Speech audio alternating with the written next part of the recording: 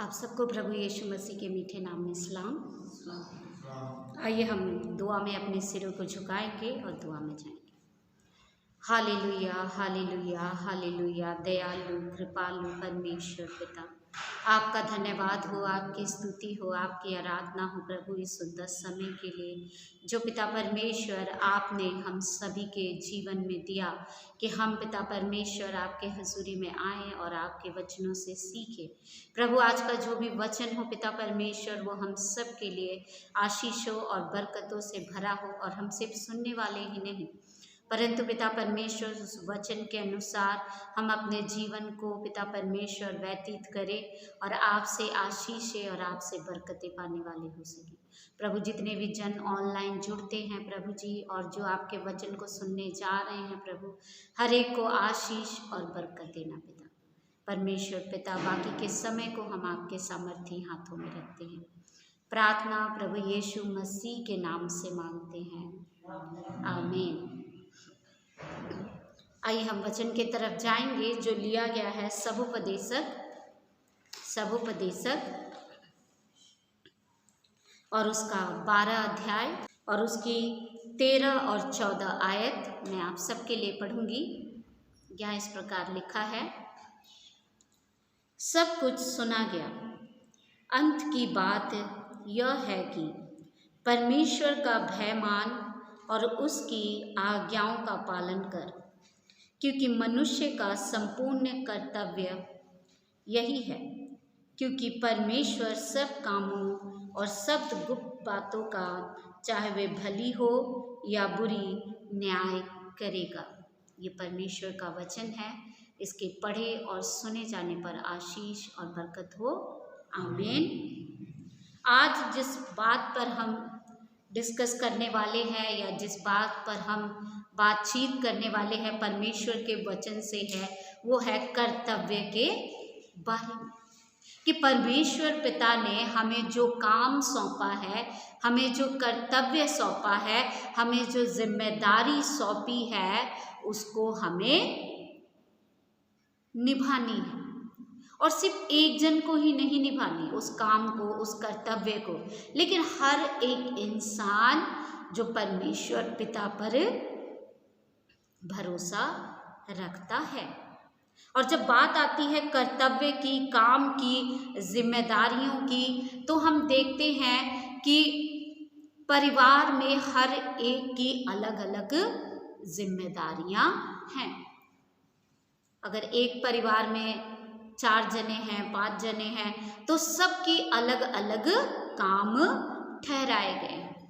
जो हमारे बड़े हैं, बुजुर्ग हैं, उनकी जिम्मेदारी है कि वो उनका कर्तव्य है कि वो अपने परिवार को अच्छी तरह से चलाए।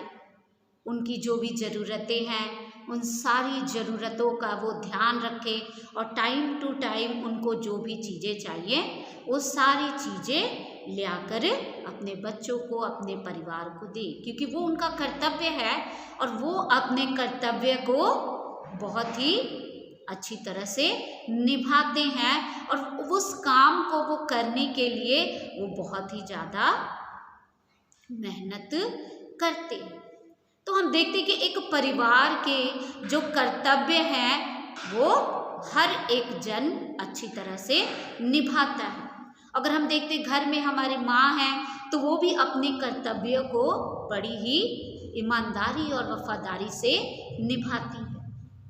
वो सुबह उठते हैं, सबके लिए चाय नाश्ता खाना बनाते हैं, सबके लिए टिफ़िन तैयार करते हैं। अगर वो कोई बाहर काम पे जा रहा है तो उनको टाइम से खाना बना के देते हैं, बच्चों को टाइम से तैयार करते हैं और उनको स्कूल भेजते हैं। या अगर किसी को कहीं जाना है तो सब कुछ टाइम से उस काम को करके देते, क्योंकि वो उनका काम है, वो उनका कर्तव्य है कि वो एक परिवार में उनको ये कामों को करना है।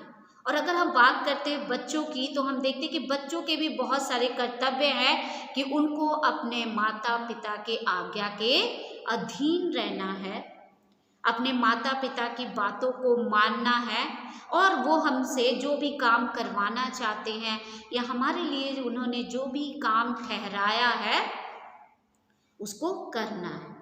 और उसी प्रकार परिवार से आता है हमारा समाज, और समाज से आता है हमारी दुनिया।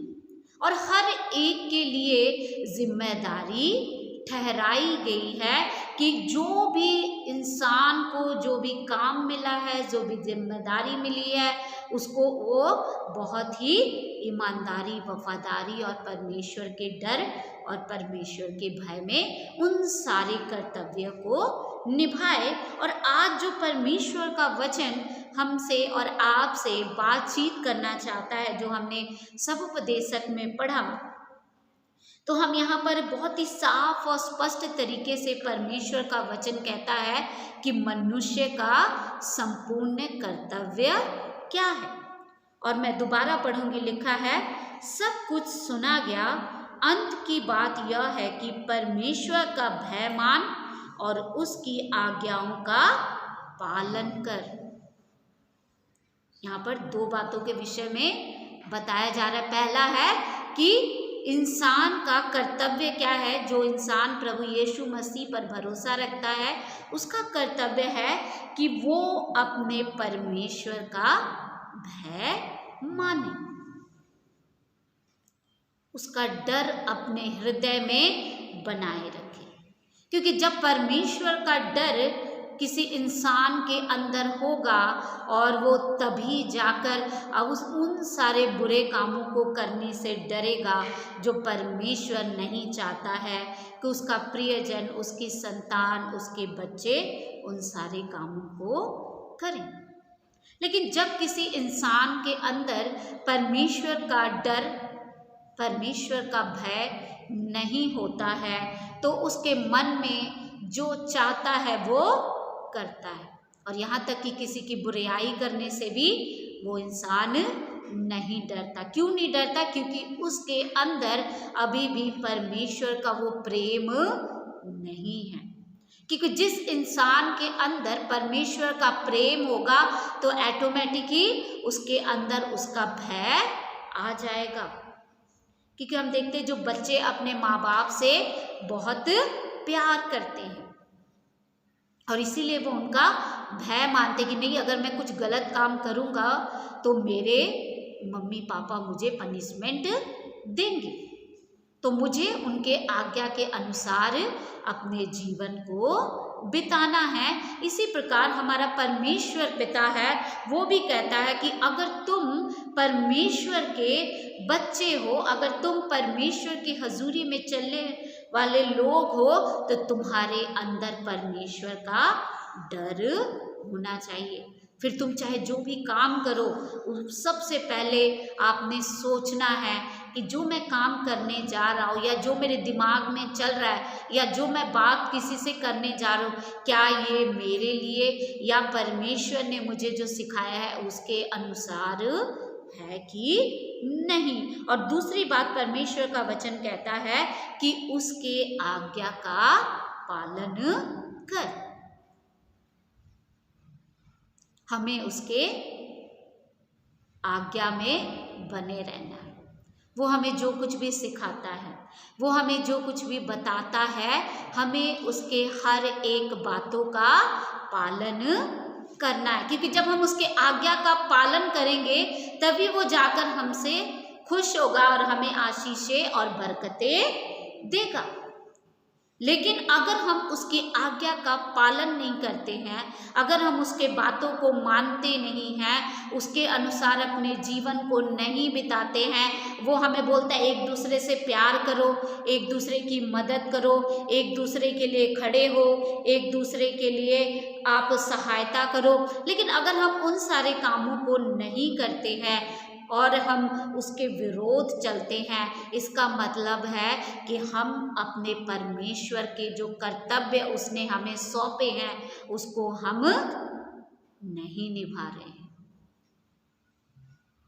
उसको हम नहीं निभा रहे। क्योंकि परमेश्वर का वचन कहता है कि जो भी इंसान अपने कर्तव्य का पालन करेगा, परमेश्वर पिता उसको आशीष और उसको बरकत देगा। और जब बात आती है प्रभु यीशु मसीह की, तो हम देखते हैं कि प्रभु यीशु मसीह अपने जीवन के आखिरी सांस तक अपने पिता के आज्ञा का पालन करते रहे। उन सारे कर्तव्यों का वो पालन करते रहे। परमेश्वर का पुत्र प्रभु यीशु मसीह इस धरती पे आए। उन्होंने बहुत ही ज़्यादा दुख और तकलीफ उठाए। जब आप देखेंगे द पैशन ऑफ क्राइस्ट, एक मूवी है, एक फिल्म है, अगर आप देखेंगे वो फिल्म तो उसमें आपको पता लगेगा कि परमेश्वर प्रभु यीशु मसीह ने हमारे और आपके लिए और यहाँ तक कि अपने पिता के आज्ञा का पालन करने के लिए, उस कर्तव्य को पूरा करने के लिए कितने दुख और कितने कष्टों को उठाया कि वो क्या करे, जो रिश्ता परमेश्वर पिता से इंसान का टूट गया था उसको दोबारा जोड़ दे। उस रिश्ते को जोड़ने के लिए प्रभु यीशु मसीह ने आखिरी सांस तक, आखिरी उस खून के कतरे तक अपने पिता के आज्ञा का पालन करते रहे। कितना बड़ा बलिदान उन्होंने अपनी इच्छा के अनुसार नहीं चले, क्योंकि हम देखते कि जब वो गतसमनी में गए तो वहाँ पर वो बोले कि चेले तुम लोग बैठ के यहाँ प्रार्थना करो तो मैं आता हूँ। और जब वो वहाँ पर गए और अकेले जाकर कुछ दूरी पर प्रार्थना करने लगे अपने पिता से, तो वो कह रहे कि हो सके तो ये प्याला मुझसे, पर मेरी इच्छा नहीं आपकी इच्छा पूरी हो। क्योंकि उनको पता था कि जो मैं काम करने जा रहा हूँ, जो मुझे जिम्मेदारी सौंपी गई है, वो दुखों से भरा है, वो कष्टों से भरा है, वो परेशानियों से भरा है, लेकिन वो सब कुछ जान के भी उससे पीछे नहीं हटे। उन्होंने बोला कि चाहे जो भी हो जाए मैं अपने परमेश्वर पिता के आज्ञा का पालन करूँगा। और उन्होंने अपने जीवन के आखिरी सांस तक अपने परमेश्वर पिता की आज्ञा का पालन किया। लेकिन अगर हम देखते हैं इंसान को, तो वो क्या चाहता है कि मैं किसी के आज्ञा का पालन ना करूं, लेकिन मैं जो बोलता हूं सारे लोग मेरी बातों का पालन करें, मेरी बातों को माने। क्योंकि इंसान सोचता है कि मैं जो भी करता हूं, या मैं जो भी सोचता हूँ, या मैं जो भी करने जा रहा हूँ, मैं जो भी बोलता हूँ वो बहुत ही अच्छा है। और जब वो उस काम को करने लगता है तो वो जब फंस जाता है तो वो फिर बिलखिलाने लगता है, वो तड़पने लगता है और वो बोलता है कि मुझे कोई बचाए, मुझे कोई संभाले। और तब जाकर उसको अपने परमेश्वर पिता की याद आती है और वो उसको पुकारना शुरू करता है। लेकिन हम इंसान जो है सब कुछ जान के भी हम अनजान बने बैठे रहते हैं। हमें परमेश्वर के वचन के बारे में पता है कि हमारा प्रभु यीशु मसीह हमसे क्या बोलता है। हमें 10 आज्ञाओं के बारे में पता है कि हमारा प्रभु यीशु मसीह क्या कहता है। हमें पता है कि हमें एक दूसरे से प्रेम करना है। हमें पता है कि हमें किसी का बुरा नहीं करना। हमें पता है कि हमें किसी के विरुद्ध झूठी गवाही नहीं देनी, किसी का लालच नहीं करना, अपने परमेश्वर पिता को सच्चा और जिंदा परमेश्वर मानना है। हमें सब कुछ पता होता है, लेकिन सब कुछ पता होकर भी हम उसके आज्ञा का पालन नहीं करते हैं। हम उसके आज्ञा का पालन नहीं करते और हम क्या करना पसंद करते हैं? जो मुझे अच्छा लगता है, हमें वो करना अच्छा लगता है। लेकिन एक बात याद रखें, जो हमें अच्छा लगता है अगर हम उस काम को करते हैं तो हम एक ना एक दिन फंसेंगे। और एक बात याद रखें कि जो मुझे अच्छा लगता है, जो आपको अच्छा लगता है, आप अगर उस काम को करते हैं तो ये ध्यान रखें कि आप परमेश्वर के कर्तव्य को पूरा नहीं कर रहे, आप अपने इच्छा में जो भी आपको आ रहा है उसको पूरा कर रहे हैं। इसका मतलब है कि हमने अभी भी अपने जीवन को अपने परमेश्वर पिता के हाथों में सौंपा नहीं है। क्योंकि जब हम सौंपेंगे अपने जीवन को उसके हाथों में तो हम उसकी आज्ञा का पालन करेंगे, उसके भय में रहेंगे, उसके कर्तव्यों का पालन करेंगे। लेकिन जब हमने उसके आज्ञा का पालन जब हम नहीं करते तो हम ये घोषित करते हैं, हम ये प्रूफ करते हैं कि हमने अपने जीवन को परमेश्वर के हाथों में नहीं दिया है। फिर हम कैसे कहेंगे कि प्रभु मुझे बरकतें दे, फिर हम कैसे कहेंगे कि प्रभु मुझे संभाल, फिर हम कैसे कहेंगे कि प्रभु मेरी जो भी इच्छाएं हैं उसको पूरा कर। वो नहीं होगा, वो कभी भी नहीं होगा। क्यों नहीं होगा? क्योंकि ना तो हमारे जीवन में हमारा परमेश्वर पिता है, ना तो हमारे दिल में हमारा परमेश्वर पिता है, ना तो हमारे जीवन में ही हमारा परमेश्वर पिता है। क्योंकि हम जो भी काम करते हैं, जो भी हमारे बात विचार है, जो भी हमारा बिहेवियर है, हमारे बोल चाल हैं, वो सारे ये प्रकट करते हैं कि हम किसकी संतान हैं, हम किसके आज्ञा का पालन करते हैं। हमारा बात विचार ये बता देता है स्पष्ट तरीके से कि हम किसके आज्ञा का पालन करते हैं। ये हमारे लिए बहुत जरूरी है। और अगर हम 14 आयत में पढ़ते लिखा है, क्योंकि परमेश्वर सब कामों और सब गुप्त बातों का, चाहे वे भली हो या बुरी, न्याय करेगा। वो न्याय करेगा, चाहे वो भली हो चाहे वो बुरी, हर एक बातों का हमारा परमेश्वर पिता न्याय करेगा। जो हम इस दुनिया में रहकर कर रहे हैं, जो हम जीवन बिता रहे हैं, क्योंकि हम देखते हैं कि हम इंसान जो हैं, हम ऊपर से तो बहुत ही अच्छे दिखते, लेकिन हमारे दिल के अंदर जो कुछ भी चलता है, हमारे दिल के अंदर जो कुछ भी होता है, उसे कोई भी देख नहीं सकता है। सिर्फ और सिर्फ हमारा परमेश्वर पिता हमारे मनों को जांचने वाला परमेश्वर है। वो हमारे दिलों को जानता है, हमारे दिलों के अंदर, हमारे मनों के अंदर क्या चल रहा है, क्या खिचड़ी पक रही है, वो सब कुछ जानता है और उसके अनुसार वो हमारा न्याय करेगा। अगर हम अच्छे काम करते हैं, अच्छा जीवन बिताते हैं, परमेश्वर के वचन के अनुसार हम अपने जीवन को बिताते हैं, तो हमारा न्याय उसके अनुसार होगा। लेकिन हम अगर अपने जीवन को उसके विरोध में होकर चलाते हैं, उसके आज्ञा का उल्लंघन करते हैं, वो जो हमें कर्तव्य देकर सौंपा है उसका पालन नहीं करते हैं, उसका डर नहीं मानते हैं, उसका भय नहीं मानते हैं, तो उन सारे बुरे कामों का भी हमें न्याय देना होगा। हर एक चीज का न्याय होगा, हर एक बातों का न्याय होगा, हर एक कामों का न्याय होगा जो हम इस धरती पे रहकर करते हैं। इसलिए परमेश्वर का वचन साफ और स्पष्ट तरीके से बता रहा है कि मैंने तुम्हें जो कर्तव्य सौंपा है, तुम उसके अनुसार अपने जीवन को बिताओ, तब तुम्हारा न्याय तुम्हारे अच्छे कामों के अनुसार होगा। लेकिन अगर हम अपनी इच्छा के अनुसार अपने जीवन को बिताते हैं और जो हमें अच्छा लगता है उसको करते हैं, परमेश्वर के वचन के अनुसार अपने जीवन को नहीं बिताते हैं, तो समझिए कि हमारा न्याय कैसा होगा। फिर हमें कौन सी जगह मिलेगी? क्योंकि हम जानते हैं जब हमारा न्याय होगा तो 2 ही स्थान है, एक स्वर्ग और एक नरक, और न्याय से कोई नहीं बच सकता।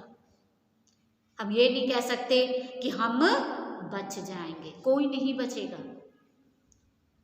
यहाँ तक कि मुर्दे भी नहीं बचेंगे। जब न्याय का दिन आएगा तो वो भी आ जाएंगे अधलोक से निकलकर, कि उनका भी न्याय होगा। और उस न्याय सिंहासन के सामने सबको खड़ा होना पड़ेगा। इसीलिए आज परमेश्वर का वचन कहता है कि अभी भी समय है हम अपने जीवन को बदले। उस न्याय सिंहासन के सामने हर एक इंसान ने खड़ा होना है, उसके लिए अभी से हम तैयारी करें कि हमारे परमेश्वर पिता ने हमें जो कर्तव्य, जो जिम्मेदारियां, जो काम हमें देकर सौंपा है उसको करने में लगे रहे, मेल मिलाप के साथ रहे, प्यार मोहब्बत से रहें, परमेश्वर के वचन के अनुसार हम अपने जीवन को बिताएं कि परमेश्वर के न्याय सिंहासन के सामने जब हम खड़े होंगे तो वो कहेगा, हे मेरे प्रिय पुत्रों, मेरी संगति में आ जाओ। स्वर्ग के अधिकारी आप हो जाओ, और वो हमें और आपको वो अधिकार देगा, वो जगह देगा। ना तो कहीं वहाँ पर रोना, और ना वहाँ पे कोई बीमारी, ना वहाँ पे कोई तकलीफ होगी। वहाँ पर सिर्फ परमेश्वर के साथ स्तुति, आराधना और उसकी महिमा होगी। अगर हम और आप उस अनंत जीवन के अधिकारी होना चाहते हैं, अगर हम और आप परमेश्वर पिता के साथ रहना चाहते हैं, तो हम अपने कर्तव्यों को समझें और अपने कर्तव्य का पालन करें, जो हमारे प्रभु यीशु मसीह ने अपने लोगों के लिए, अपने प्रियजनों के लिए ठहराया है। उसका डर, उसका भय हर समय, हर घड़ी मानते रहें और उसके आज्ञा का पालन करते रहें। तो परमेश्वर पिता इस वचन के द्वारा हम सभी को बहुतायत से आशीष और बरकत दे। आमीन। आइए हम अपने सरों को परमेश्वर की हजूरी में झुकाएंगे और दुआ में जाएंगे।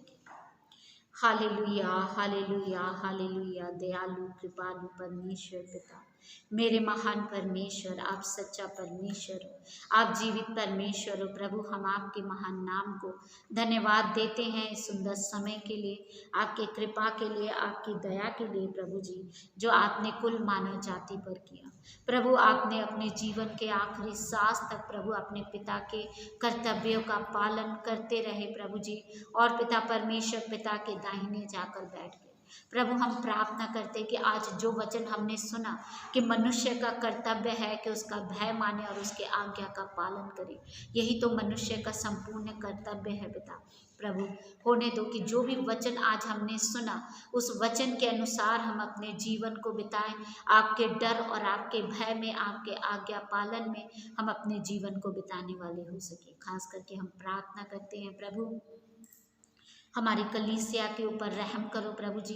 प्रभु, पूरे जलंधर कैंट को, पास्टरेट को आपके सामर्थी हाथों में रखते हैं। हर एक परिवार में, हर एक घर में, हर एक नगर में आपकी सलामती बनी रहे पिता। अपने पाक दूतों का पहरा प्रभु जी आप हर एक के चारों तरफ लगा के रखना पिता। खास करके प्रभु यीशु, हम प्रार्थना करते हैं बहन नीरू के बच्चे के लिए पिता, जो विदेश में है। प्रभु, उस बच्चे को हम आपके सामर्थी हाथों में रखते हैं पिता। प्रभु, उस बच्चे को नया जीवन दो, उसके शरीर की हर एक कमजोरी, बीमारी, तकलीफ को प्रभु यीशु मसीह के नाम से छू कर उन्हें चंगा करो प्रभु जी।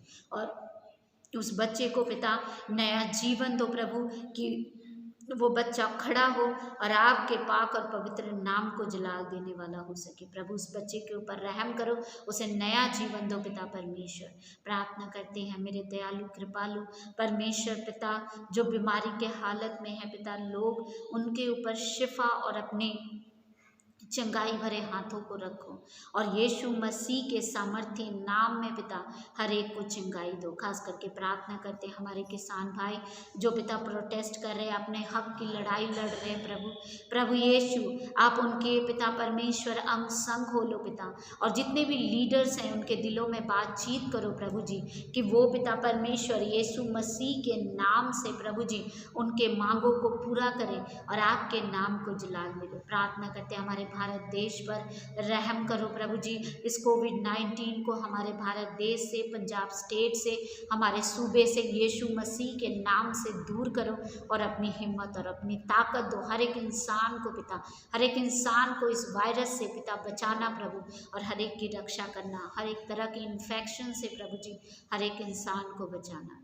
खास करके प्रार्थना करते हैं मेरे महान परमेश्वर पिता, अपने लोगों के ऊपर रहम करो प्रभु जी। जो कलीसिया यहाँ है, विदेश में है, हर एक के ऊपर अपनी रहम और अपनी दया भरी दृष्टि बना के रखो प्रभु। प्रभु, आपका वचन बहुतायत से हर एक के ऊपर बना रहे, और आपके आशीषों में और आपके बरकतों में आगे बढ़ने वाले हो सके प्रभु। हमारे देश में जितने भी लीडर्स हैं पिता, उनके दिलों में बातचीत करो कि आपके दिए हुए जिम्मेदारियों को वो ईमानदारी और आपके डर और आपके भय में आगे बढ़ें और उसके आज्ञा का पालन करने वाले हो सके प्रभु। अपनी कलीसिया पर रहम करो, इस नगर पर रहम करो प्रभु जी। और प्रभु ऑनलाइन जितने भी जन आपके वचन को सुनते हैं प्रभु जी, उनके अंदर भी पिता आप बातचीत करो पिता, उनके जीवन में, उनके शरीर में, उनके मनों की चिंताओं को प्रभु यीशु मसीह के नाम से दूर करके प्रभु अपनी हिम्मत और अपनी ताकत दो। खुदावन यीशु, हम आपके धन्यवादी हैं कि आपने हमारी प्रार्थना को सुना है।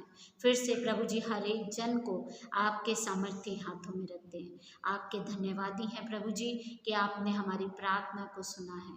सारी आदर, सारी महिमा हम आपको देते हैं।